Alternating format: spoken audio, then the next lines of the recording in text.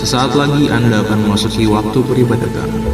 Untuk menghormati hadirat Tuhan, on silent atau menonaktifkan HP Anda selama ibadah berlangsung. Tuhan memberkati.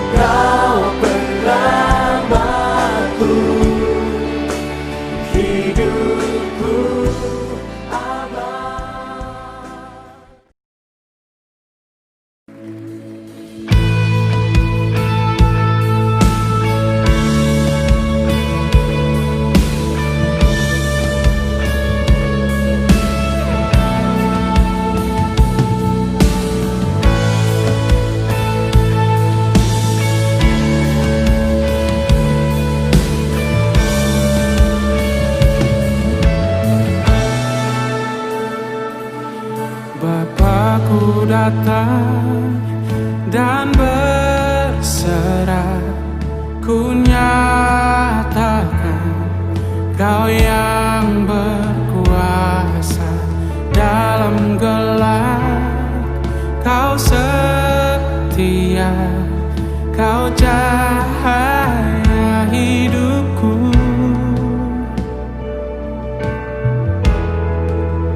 Kau kuatkan aku bertahan, Kau harapan dalam kesesakan. Kau buktikan kesetiaan-Mu Tuhan, Engkau Allah Immanuel.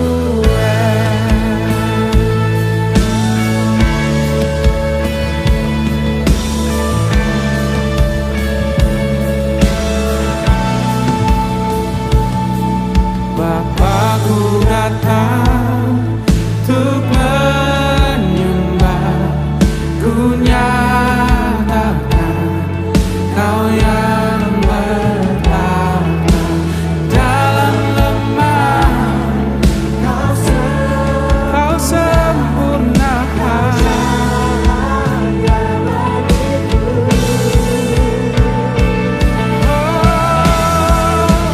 Kau kuatkan aku bertahan,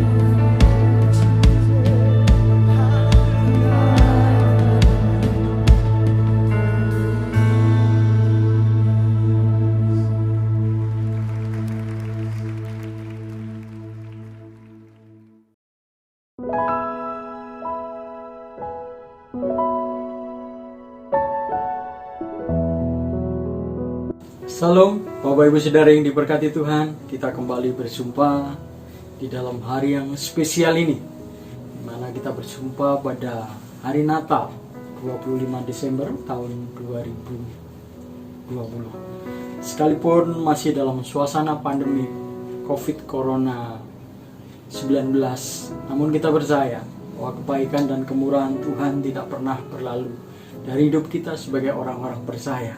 Dan hari ini sekalipun melalui tayangan video kita bisa merayakan ibadah Natal sekaligus pada hari yang istimewa ini.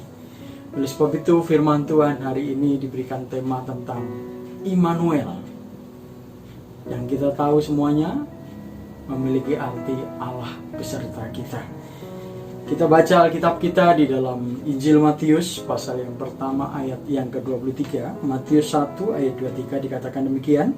Sesungguhnya anak darah itu akan mengandung dan melahirkan seorang anak laki-laki, dan mereka akan menamakan dia Immanuel, atau yang berarti Allah menyertai kita. Kita tahu bahwa ayat ini merupakan pengulangan daripada apa yang dituliskan oleh Nabi Yesaya dalam Yesaya 7 ayat 14 itu, di mana kata Immanuel muncul di dalam Alkitab kita. Immanuel adalah sebuah kata yang terdiri dari 3 suku, Im, Manu, dan El. Im merupakan kata ganti orang pertama jamak, yaitu kami, kita, sementara Manu adalah memiliki arti dengan. Sementara El adalah kependekan atau singkatan dari kata Elohim atau Eloah, yang berarti Allah. Sehingga ketika Immanuel itu disatukan menjadi Allah dengan kami atau Allah dengan kita, yang di dalam translate Alkitab yang kita baca diartikan sebagai Allah beserta dengan kita. Itulah arti kata Immanuel di dalam Alkitab yang kita baca. Ketika saya diberikan tema tentang Immanuel untuk ibadah Natal pagi hari ini, kira-kira kalimat apa yang bisa disatukan dengan kata-kata Immanuel? Saya memilih sebuah ayat yang sangat terkenal yang kita baca di dalam Roma pasal 8 ayat 28 yang berbunyi, kita tahu sekarang bahwa Allah turut bekerja dalam segala sesuatu untuk mendatangkan kebaikan bagi mereka yang mengasihi Dia, yaitu bagi mereka yang terpanggil sesuai dengan rencana Allah. Jadi untuk lebih mudah kita mengerti, untuk lebih mudah kita pahami tentang Immanuel, saya lebih memilih tulisan di dalam Roma 8:28 yang berbunyi, kita tahu sekarang bahwa Allah turut bekerja di dalam segala sesuatu. Nanti akan kita uraikan kenapa kalimat ini begitu cocok dengan kata Immanuel. Immanuel, sekali lagi saya jelaskan, muncul pertama kali dalam Alkitab yang kita baca, yaitu Yesaya 7 ayat 4. Sebab itu Tuhan sendirilah yang akan memberikan kepadamu suatu pertanda. Apa pertandanya? Sesungguhnya seorang perempuan muda mengandung dan akan melahirkan seorang anak laki-laki, dan ia akan menamakan dia Immanuel. Ini merupakan percakapan antara Yesaya dengan Raja Ahaz, yaitu Raja Yehuda. Seperti kita ketahui bahwa awalnya usai masa kejayaan Israel pada zaman pemerintahan Salomo, kurang lebih 10 abad sebelum Masehi, diceritakan di sana bahwasanya Israel mengalami perpecahan sehingga terjadi 2 kubu. Kubu yang sebelah utara yang diikuti oleh 10 suku Israel itu dinamakan kerajaan Samaria. Sementara yang 2 suku di selatan disebut dengan suku Yehuda atau Yudea yang kita kenal, di mana terdiri dari 2 suku, yaitu Yehuda sendiri dan Benyamin, di mana kerajaan Yehuda yang berada di sebelah selatan ini beribu kotakan di Yerusalem. Di tempat inilah kalimat ini muncul ketika Nabi Yesaya bercakap-cakap dengan Raja Ahaz yang saat itu mengalami sebuah kondisi yang sulit, sebuah kondisi yang mengancam, bahkan sebuah kondisi yang menurut mereka adalah di luar kesanggupan. Kenapa? Karena kumpulan Raja Samaria yang berada di utara, Israel utara itu bergabung dengan Syria, dan mereka bermaksud untuk menyerbu Yehuda atau Israel Selatan untuk mengalahkan mereka. Sehingga diceritakan dalam Alkitab kita, kalau kita baca Yesaya itu, Ahaz mengalami ketakutan yang luar biasa, sehingga ia meminta tanda apakah penyertaan Tuhan atas mereka. Dan akhirnya kalimat ini muncul, yang pada akhirnya kita ketahui bahwa ayat ini bahwa seorang darah akan melahirkan seorang anak laki-laki dan menamakan dia Immanuel, merupakan nubuatan penyertaan Tuhan bagi umatnya. Oleh sebab itu, saya melihat ada 3 fakta tentang Immanuel, Allah beserta kita itu. Yang pertama, fakta tentang Immanuel adalah kehadiran Allah di dunia ini benar-benar nyata. Allah yang maha kuasa, Allah yang luar biasa itu hadir di tengah-tengah kehidupan manusia, dan itu adalah nyata. Sehingga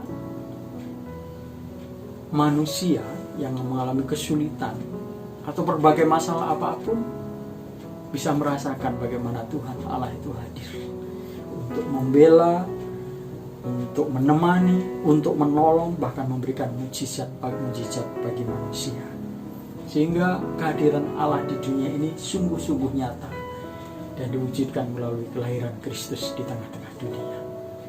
Immanuel memberikan fakta bahwa Allah itu nyata-nyata hadir di tengah kehidupan kita atau tengah kehidupan manusia. Fakta yang kedua tentang Immanuel, bahwa seringkali manusia melupakan kehadiran Allah di dalam kehidupan. Seringkali manusia dengan berbagai alasan melupakan atau tidak menyadari tentang kehadiran Allah di dalam kehidupannya. Tuhan yang ia pikir hanya hadir ketika ia berdoa. Tuhan yang ia pikir ia hadir ketika hanya menyembah, memuji, dan memuliakan Tuhan. Dalam praise and worship misalnya, hanya itu mereka pikirkan tentang kehadiran Allah. Sementara Allah hadir di tengah-tengah manusia justru dalam kondisi apapun. Yang sulit misalnya, saat kita menghadapi perkumpulan misalnya, Allah justru hadir di tengah-tengah kehidupan kita, sehingga kehadiran Allah itu semakin nyata. Saat aku lemah, justru saat itulah aku menjadi kuat karena kehadiran Tuhan di tengah-tengah kehidupannya. Fakta yang ketiga, orang hanya berpikir bahwa Allah itu adalah Allah yang jauh, Allah yang maha kudus, maha luar biasa, sehingga tidak mungkin mendekati manusia, sehingga tidak mungkin masuk di dalam kehidupan manusia dan hadir di tengah kehidupan dunia ini.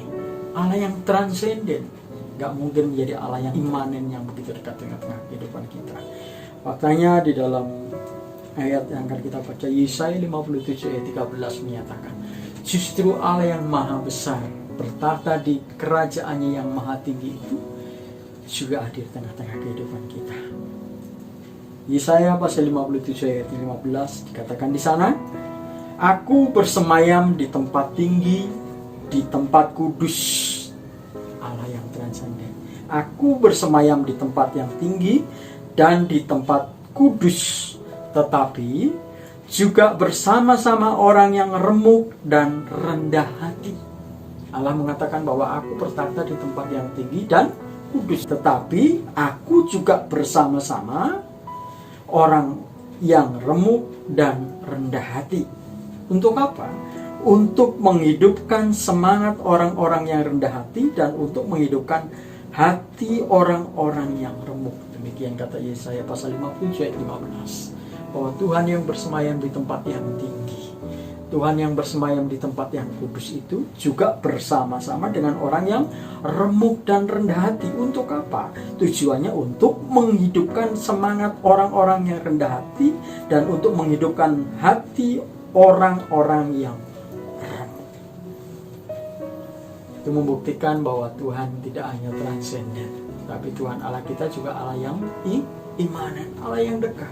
Allah yang terjangkau oleh kita, yang bersama dengan kita, sehingga bisa disebut dengan Immanuel, Allah yang beserta kita, Allah yang dengan kita, Allah yang dengan kami. Yakobus pasal 4 ayat 8 bagian pertama itu menyatakan, Bapak Ibu Saudara, bahwa mendekatlah kepada Allah dan Ia akan mendekat kepadamu. Ketika kita berbuka hati,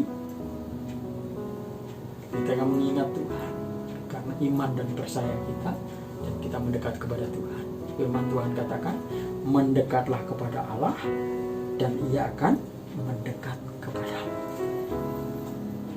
Allah itu tidak jauh, Bapak Ibu Saudara. Allah itu begitu dekat dengan kita. Kenapa? Karena Allah sendiri menghendaki Ia bersama-sama dengan kita, umat milik kepunyaannya. Sehingga dengan demikian bisa menyatakan Allah yang Immanuel, Allah yang ada dengan kita, bukan Allah yang jauh. Mungkin kita akan mengatakan, saya sudah berdosa, saya sudah terlanjur hidup di dalam dosa, bahkan saya sudah jauh daripada Tuhan.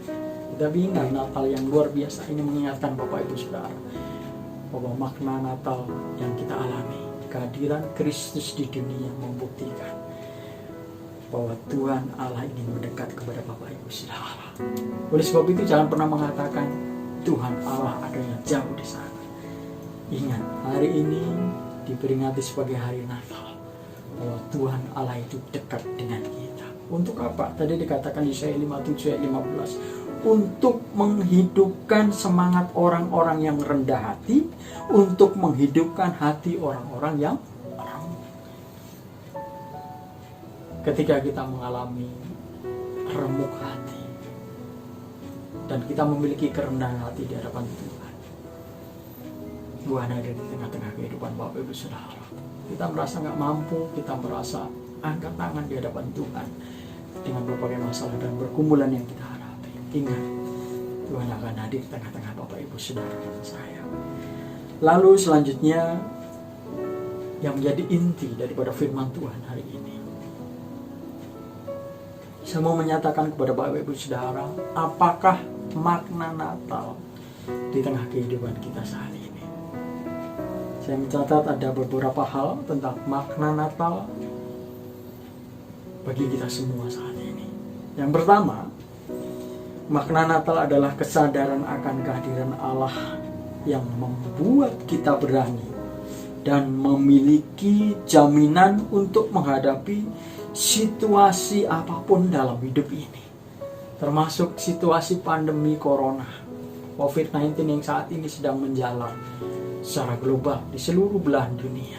Makna Natal yang pertama memberikan kesadaran kepada kita semua tentang kehadiran Allah, bahwa Allah itu hadir sehingga Ia membuat kita berani dan memiliki jaminan untuk menghadapi situasi yang sulit sekalipun. Ibrani pasal 13 ayat 5 bagian yang B mengatakan, karena Allah telah berfirman, aku sekali-sekali tidak akan membiarkan engkau dan aku sekali-sekali tidak akan meninggalkan engkau. Oleh kalimat ini kita menjadi berani Bapak Ibu Saudara, bahwa Tuhan ada di pihak kita. Tuhan mengatakan, aku sekali-sekali tidak akan membiarkan engkau dan aku sekali-kali tidak akan meninggalkan engkau. Bapak Ibu Saudara yang sedang remuk hati, yang hancur hati, dan engkau saat ini memiliki kerendahan hati di hadapan Tuhan, saya mengingatkan, jangan pernah takut, jangan pernah cemas untuk menghadapi berbagai masalah yang terjadi saat ini.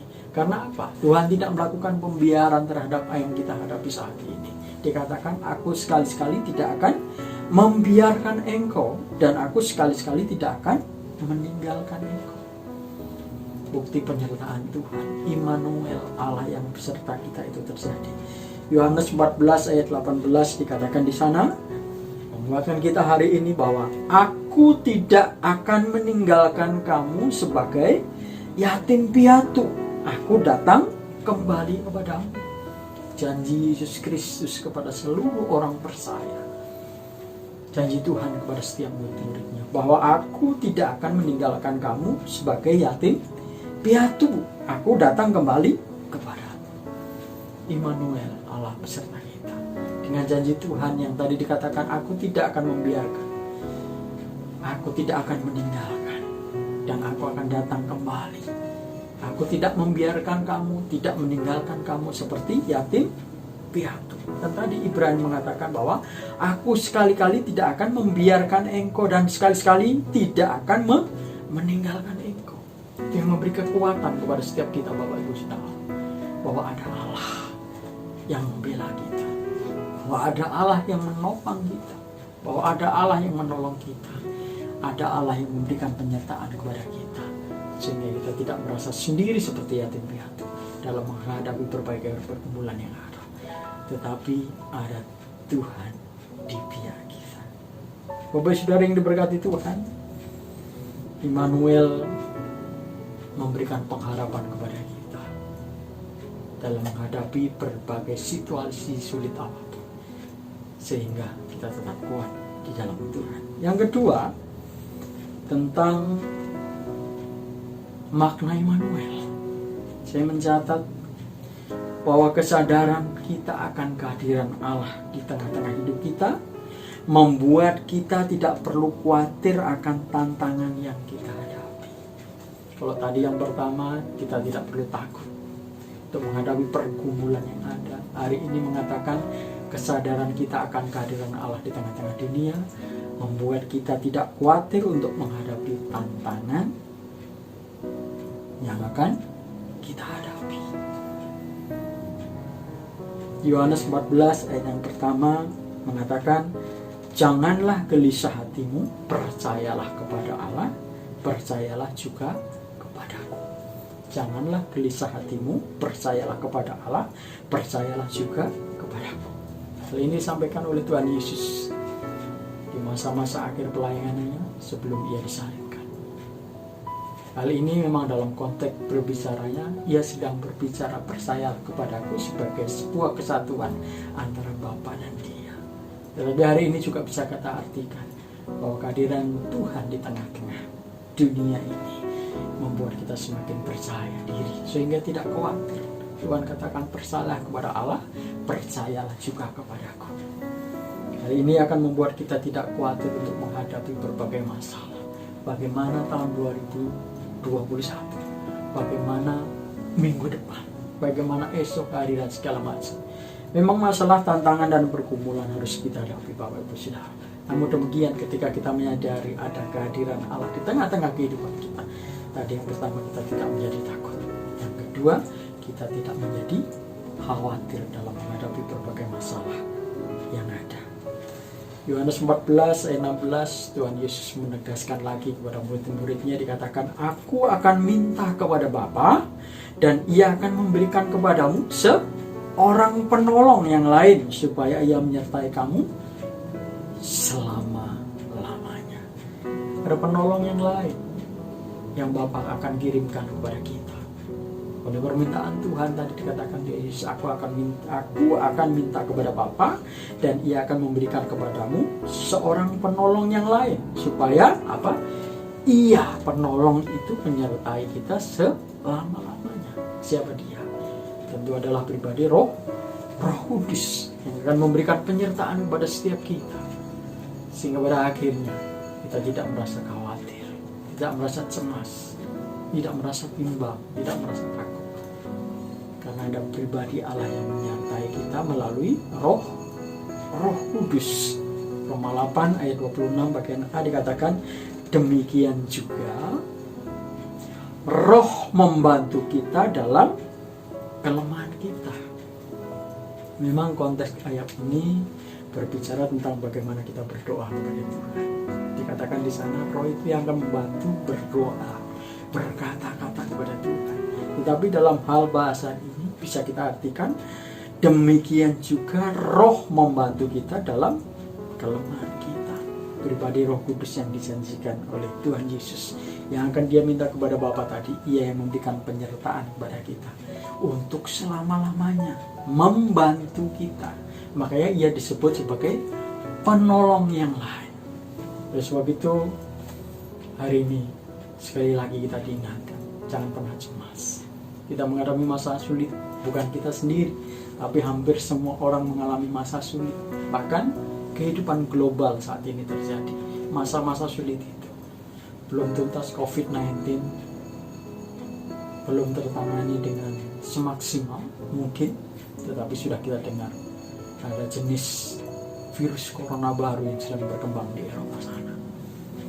Sehingga ketika kita membaca berita, banyak negara yang mengalami penutupan penerbangan karena apa? Khawatir akan penyebaran virus baru yang belum teridentifikasi dengan baik itu. Kalau kita pikir kita akan menjadi semakin takut, cemas dan lain-lain. Tapi faktanya hari ini firman Tuhan mengingatkan jangan pernah khawatir, takut dan cemas. Renungan 2 hari yang lalu saya sampaikan bahwasanya bahwa malapetaka itu tidak akan menimpa kita karena tangan Tuhan yang melingkupi kita seperti sayap, memberikan pertolongan dan perlindungan kepada kita. Mazmur 91. Immanuel, kesadaran kita akan kehadiran Tuhan dalam hidup kita, memberikan kita sikap hati yang kuat, kokoh dan teguh, tetap percaya, tidak cemas, tidak khawatir dalam menghadapi berbagai pergumulan yang ada saat ini. Selanjutnya Bapak Ibu Saudara, tentang makna Natal yang ketiga, berbicara tentang kesadaran akan kehadiran Allah dalam hidup kita. Berarti kita memiliki sumber yang tidak ada habisnya. Sumber itu yang menopang dan menyokong kehidupan kita. Ingat, kemampuan kita terbatas. Ketika kita meminta pertolongan kepada pihak manapun, kita tahu juga bahwa pihak yang akan kita minta pertolongan juga memiliki keterbatasan. Namun luar biasanya firman Tuhan hari ini, kesadaran kita akan kehadiran Allah di tengah kehidupan kita membuat kita mengerti dan menyadari bahwa kita memiliki sumber yang tidak ada habis-habisnya. Siapa itu? Sumber kekuatan kita adalah Allah. Dalam suatu kasus pernah dicontohkan ketika cerita di dalam Keluaran pasal 16 ayat 21 yang saya bacakan demikian. Setiap pagi mereka memungutnya, tiap-tiap orang menurut keperluannya, tetapi ketika matahari panas cairlah itu. Ini sedang berbicara tentang pemeliharaan Tuhan atas umat Israel. Ketika 1,5 bulan perjalanan bangsa Israel keluar dari perbudakan Mesir, mereka menghadapi suatu masalah. Di padang gurun itu, di lembah antar gunung itu, mereka bersungut-sungut kepada Musa. Karena apa? Karena mereka menghadapi kesulitan tentang makanan. Dan mereka berkata kepada Musa, lebih baik kami tetap tinggal di Mesir, mati namun menghadapi kuali yang penuh dengan daging.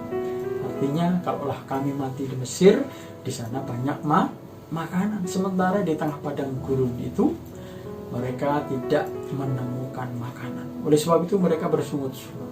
Lalu berfirmanlah Tuhan kepada Musa dalam cerita itu, bahwa Tuhan akan menyatakan kuasanya, memberikan pemeliharaan kepada mereka. Dengan memberikan apa?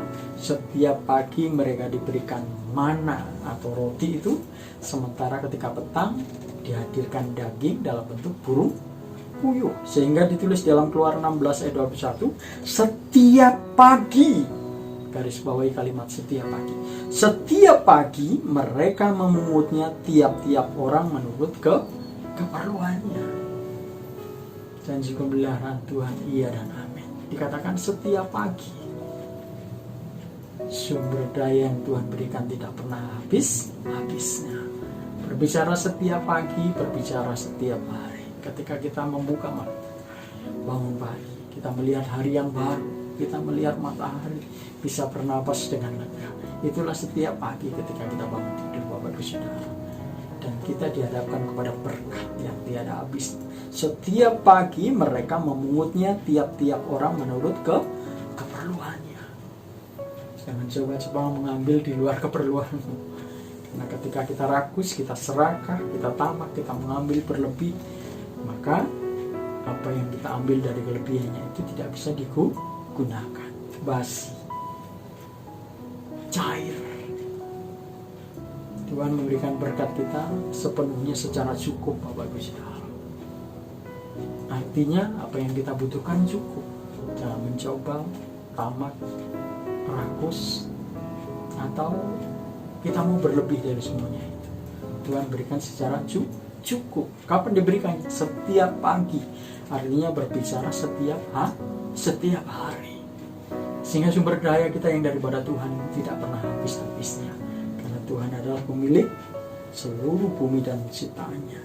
Dalam Ratapan pasal 3 ayat 22 sampai 24 juga dikatakan di sana, diceritakan bahwa tak berkesudahan kasih setia Tuhan, tak habis-habisnya rahmatnya, selalu baru tiap pagi, besar setiamu. Kalimat berikutnya, Tuhan adalah bagianku, kata jiwaku, oleh sebab itu aku berharap kepadanya. Setiap pagi, setiap hari, berkatnya tidak pernah berkesudahan, kasih setianya tidak ada habis-habisnya, rahmatnya selalu baru setiap pagi, dan besar setiamu Tuhan. Itu kata penulis Ratapan dalam Alkitab yang kita baca, menunjukkan bahwa berkat Tuhan itu nggak pernah habis, rahmatnya tidak pernah berkesudahan. Bahkan dikatakan besar setiamu, karena kasih setianya tak ada habis-habisnya rahmatnya. Apa yang membuat kita khawatir akan hidup ini, Bapak Ibu Saudara? Janji Tuhan telah dinyatakan bahwasanya berkat Tuhan itu luar biasa pada kita, membuat kita tidak perlu takut menghadapi pergumulan, membuat kita tidak perlu khawatir, membuat kita mengerti bahwa kasih Tuhan dan rahmat Tuhan itu selalu baru setiap hari, tiada habisnya. Ia memberikan cukup, bukan kurang. Ia memberikan cukup seturut dengan hormat dan kemuliaan nama Tuhan. Yang keempat, tentang makna Natal. Cepat saja. Makna Natal, Immanuel, kesadaran akan kehadiran Allah. Immanuel, kesadaran akan kehadiran Allah itu seharusnya membuat kita hidup bersukacita. Sekali lagi, makna Immanuel yang keempat, kesadaran akan kehadiran Allah itu seharusnya membuat hidup kita lebih bersukacita. Kenapa bersukacita? Tadi di atas di depan kita uraikan. Yang pertama, keberadaan Tuhan di tengah-tengah kehidupan kita membuat kita tidak takut untuk menghadapi pergumulan. Kehadiran Tuhan di tengah-tengah kehidupan kita membuat kita tidak cemas, khawatir menghadapi masalah yang ada. Kehadiran di tengah-tengah kehidupan kita membuat sumber daya di belakang kita itu tiada habis-habisnya, cukup. Yang keempat, dari ketiga hal yang kita sampaikan tadi, justru harusnya kehadiran Allah dalam kehidupan kita seharusnya membuat kita hidup bersukacita. Masalah boleh ada dalam kehidupan kita, masalah boleh terjadi dalam kehidupan kita, namun Tuhan memberikan pengharapan dan kekuatan di tengah-tengah masalah dan pergumulan itu. Sehingga dikatakan pencobaan yang kita hadapi adalah pencobaan yang biasa, tidak melebihi kemampuan kita. Dalam pencobaan itu Tuhan juga memberikan jalan keluar sehingga kita mampu, kita sanggup ketika pencobaan itu ada. Karena Tuhan tidak membiarkan pencobaan yang mendera kita itu melebihi kemampuan kita. Itulah yang membuat kita sukacita di hadapan Tuhan. Mazmur 3 ayat 8 dikatakan pemazmur nulis, daripada Tuhan pertolongan berkat-Mu atas umat-Mu. Daripada Tuhan datang pertolongan berkat-Mu atas umat. Pertolongan kita, berkat kita semuanya berasal dari Tuhan. Yang tadi, yang tidak membuat takut, tidak membuat cemas, dan tiada habis-habisnya. Sehingga itu menguatkan iman percaya kita, sehingga kita tetap bersukacita di tengah kondisi apapun. Mazmur 37:24 penulis Mazmur juga menuliskan bahwa yang pertolongan Tuhan itu sempurna. Bahkan ketika kita diizinkan kita jatuh menghadapi pergumulan, apa di sana yang terjadi? Tangan Tuhan tetap menopang kita, sehingga sekalipun kita jatuh, kita tidak jatuh tergeletak, sebab Tuhan menopang tangan kita. Apabila ia jatuh, tidaklah sampai tergeletak, sebab Tuhan menopang tangannya. Mazmur 37 ayat 24, Bapak Ibu Saudara. Luar biasa Allah kita. Dan Mazmur 71 ayat 5 ditegaskan juga bahwa sebab Engkaulah Tuhan itu harapanku, ya Tuhan, kepercayaanku sejak masa muda. Orang yang berpengharapan kepada Tuhan, orang yang percaya kepada Tuhan sejak masa muda, ia tidak akan pernah dipermalukan. Kenapa? Karena ia beranggapan bahwa pertolongan itu datangnya dari Tuhan. Kalaulah Tuhan izinkan orang itu jatuh, pasti tidak akan sampai tergeletak. Kenapa? Karena tangan Tuhan menopang. Orang yang berharap kepada Tuhan pasti mengalami hal itu, Bapak Ibu Saudara. Yeremia pasal 17 ayat yang ke-7 mengatakan, firman Tuhan mengatakan, diberkatilah orang yang mengandalkan Tuhan, yang menaruh harapannya pada Tuhan. Seperti pemazmur tadi menulis bahwa Tuhan engkaulah harapanku, Tuhan engkaulah kepercayaanku sejak masa muda. Yeremia 17 ayat 7 menegaskan, diberkatilah orang yang mengandalkan Tuhan, yang menaruh harapannya kepada Tuhan. Apa ending orang yang menaruh harapannya kepada Tuhan, Bapak Ibu Saudara? Sehingga saya bisa mengatakan bahwa kehadiran Tuhan di tengah-tengah kehidupan kita, Immanuel, itu harusnya membuat hidup kita bersuka cita. Apa ending orang yang berharap kepada Tuhan? Dalam Amsal 10 ayat 28 dikatakan, harapan orang benar akan menjadi sukacita. Harapan orang benar akan menjadi sukacita. Sebaliknya, harapan orang fasik seperti apa? Tetapi harapan orang fasik menjadi sia-sia. Itulah alasan kenapa ketika kita merasakan ada keperpihakan Tuhan, merasakan kehadiran Tuhan di tengah-tengah kehidupan kita, kita akan menjadi sukacita.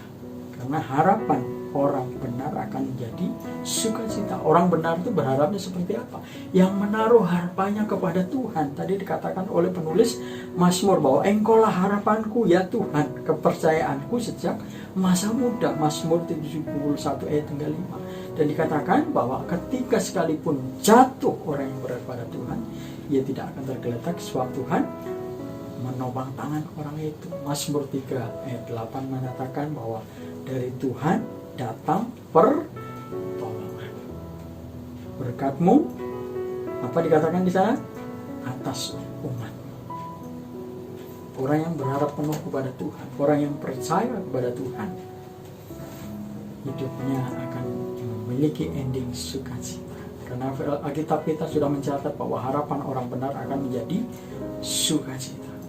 Kenapa orang itu percaya dan berharap kepada Tuhan? Kenapa orang itu menggantungkan hidupnya di tangan sehingga bisa mengatakan dari Tuhan pertolongan?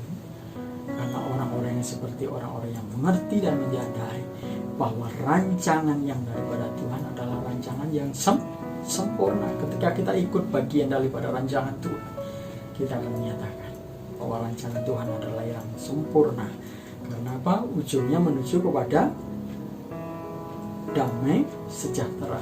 Yeremia 29:11 ayat yang terkenal.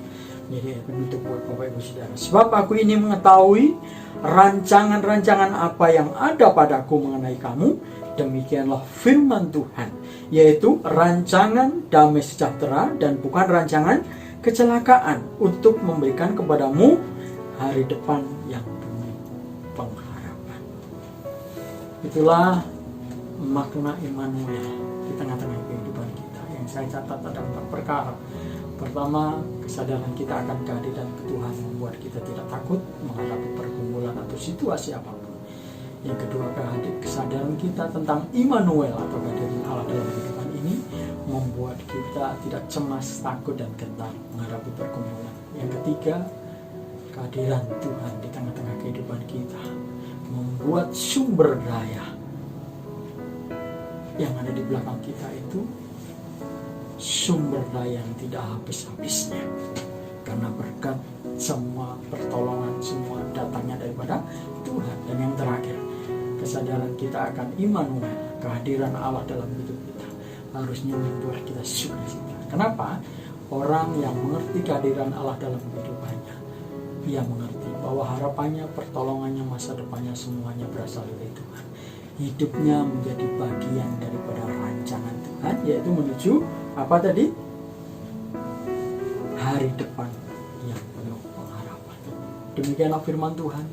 Tuhan memberkati Bapak Ibu Saudara di tengah-tengah suasana ibadah dan perayaan Natal 25 Desember 2020. Tuhan memberkati. Kita akan berdoa.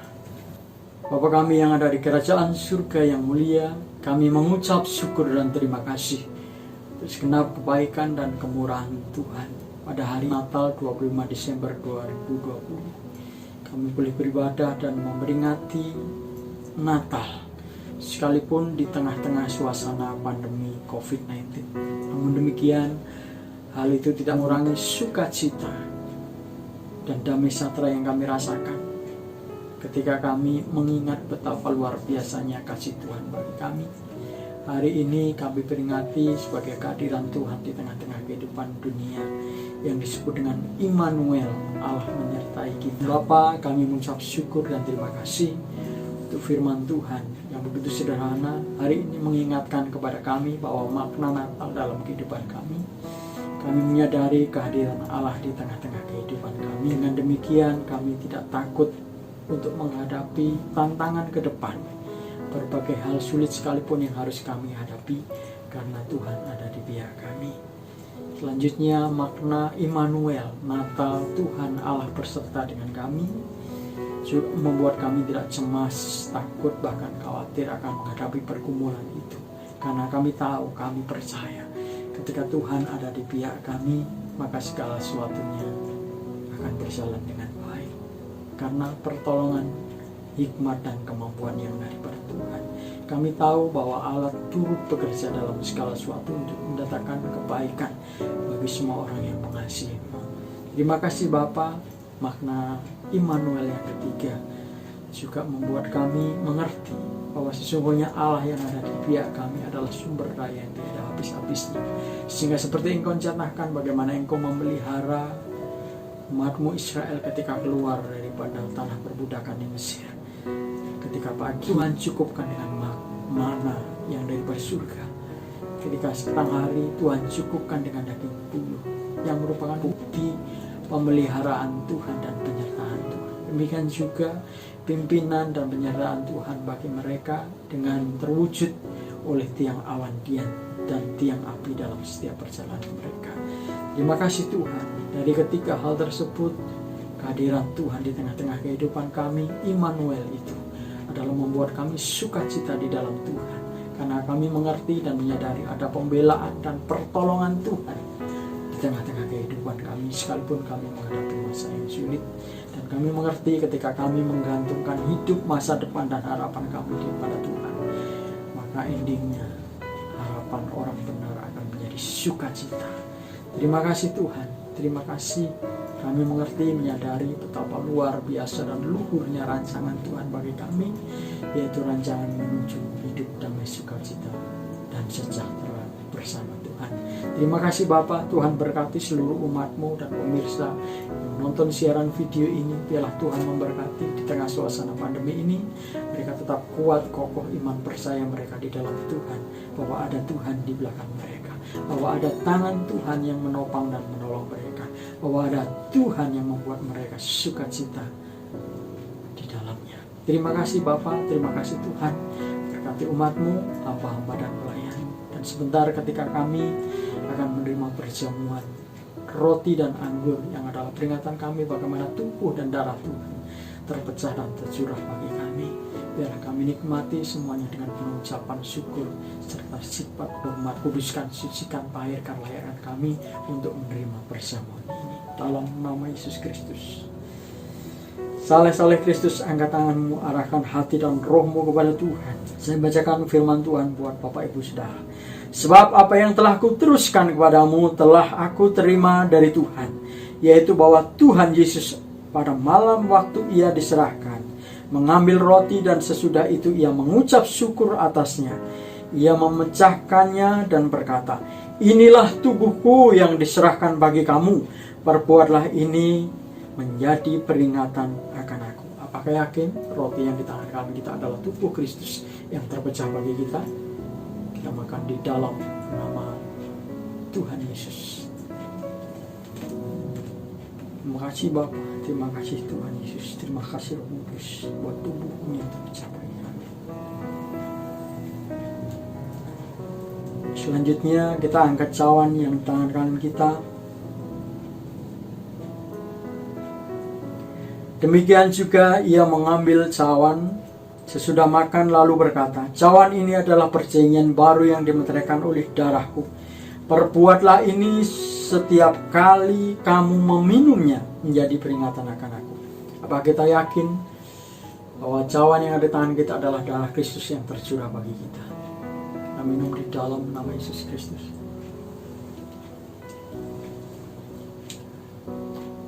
Terima kasih Bapa, terima kasih Tuhan Yesus, terima kasih Roh Kudus. Bapa yang di surga, dengan penuh ucapan syukur kami menaikkan pujian, syukur, hormat, pengagungan dan kemuliaan bagi Tuhan. Untuk hari ini Tuhan masih memberikan kesempatan kami untuk beribadah kepada Tuhan, untuk membuka hati dengan kebenaran firman Tuhan. Sekaligus kami boleh melakukan peringatan bagaimana tubuh dan darah Kristus yang terpecah dan tersurah bagi kami sebagai lambang peringatan kami kepada Tuhan. Bagaimana kasih Tuhan, anugerah Allah yang luar biasa itu memenangkan, menebus, membayar jiwa kami. Terima kasih Tuhan. Terima kasih kami menikmati perjamuan hari ini. Biarlah oleh perjamuan ini iman percaya kami masih tetap terus dikuatkan dan dikokohkan di dalam Tuhan. Apapun keadaan yang kami alami, kami tetap kuat di dalam Tuhan. Karena kami menyadari bagaimana Tuhan ada dan hadir di tengah-tengah kehidupan kami senantiasa dari hari ke hari. Berkat Tuhan selalu baru melimpah bagi kami. Pemeliharaan, pertolongan dan kekuatan Tuhan ada bersama-sama kami. Terima kasih Bapa. Terima kasih Tuhan Yesus. Terima kasih ya Roh Kudus.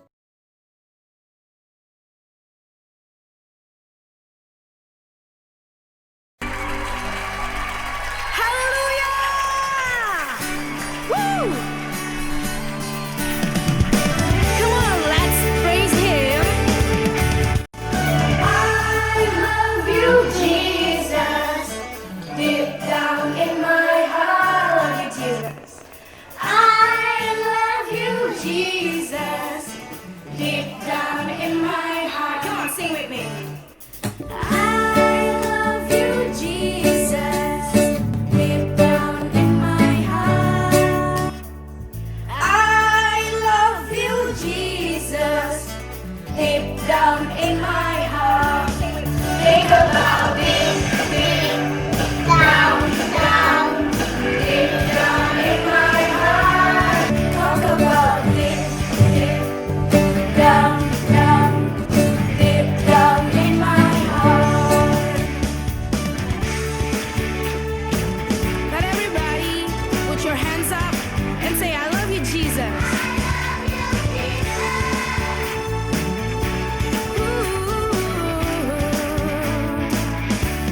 Come on. I love you, Jesus.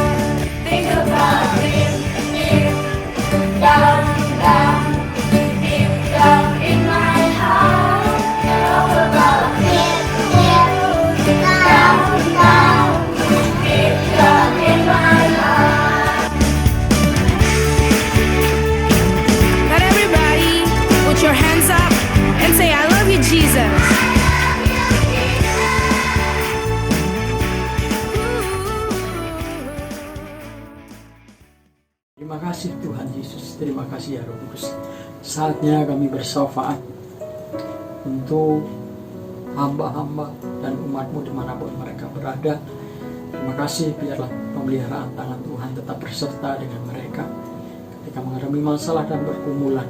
Biarlah kekuatan itu ada di tengah-tengah kehidupan mereka. Sukacita, damai sejahtera yang daripada Allah boleh bersama-sama dengan mereka. Terima kasih Bapa, terima kasih Tuhan. Kami bersyafaat untuk bangsa dan negara yang kami cintai, Republik Indonesia.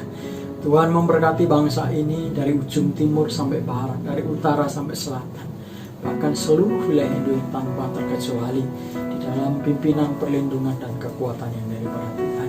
Seluruh masyarakat yang ada biarlah Tuhan berkati, Tuhan jaga. Terlebih khusus dari dampak pandemi COVID-19 yang sedang terjadi, memberikan kekuatan, pertolongan, dan perlindungan kepada setiap mereka. Kami bawa untuk pemerintah bangsa kami, dari Bapak Presiden, Wakil Presiden, seluruh Menko dan jajarannya, para menteri, para anggota kabinet, Panglima TNI, Kapolri, dan seluruh jajarannya, para anggota dewan dari pusat sampai daerah, anggota MBR. Tuhan berkati para tokoh-tokoh masyarakat, tokoh-tokoh agama.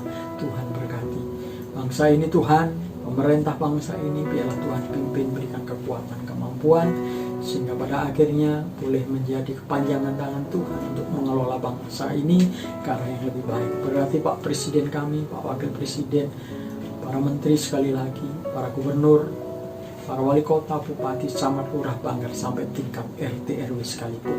Terima kasih Tuhan. Terlebih khusus kami berdoa untuk gugus COVID-19 yang sedang bekerja.